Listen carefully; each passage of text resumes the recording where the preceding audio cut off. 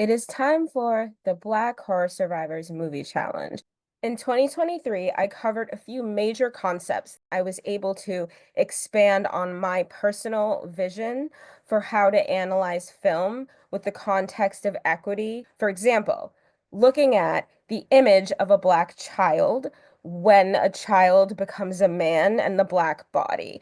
For that, I did a cross with Friday the 13th, Part 5, because what we get in that horror film is a Black horror hero child. And I thought it was really important to share that imagery, especially with all that's been going on with young Black men in terms of police brutality. So the portrait of a child defending and winning, being a hero is a healing portrait when you think about when Trayvon Martin was murdered and how important a hoodie really became. So to be able to have that experience already and then sit down and watch this film, it's almost like a reintroduction. It's a corrective experience on how to view the Black body. So that's an idea of what I was presenting at that time. We also looked at the active revolution, the Black body in motion, while looking at Freaks from 1932.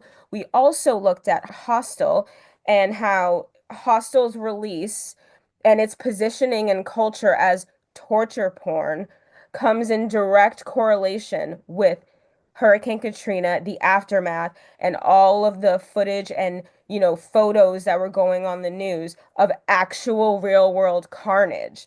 But meanwhile, we were all focused on whether Hostel is a film that anyone should be able to watch and access. And we spent time grappling over images that weren't real and no time at all dealing with the ones that were and the issues that are.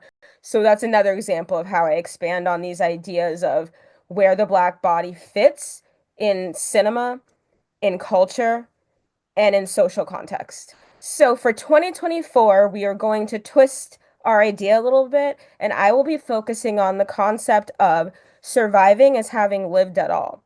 So I don't want the word survivor to equal simply that someone didn't die. I'd like to equate survivor with effort, with resilience, surviving as having lived at all. So between February 2025 and September 2025, I'll release a new short video every other Friday.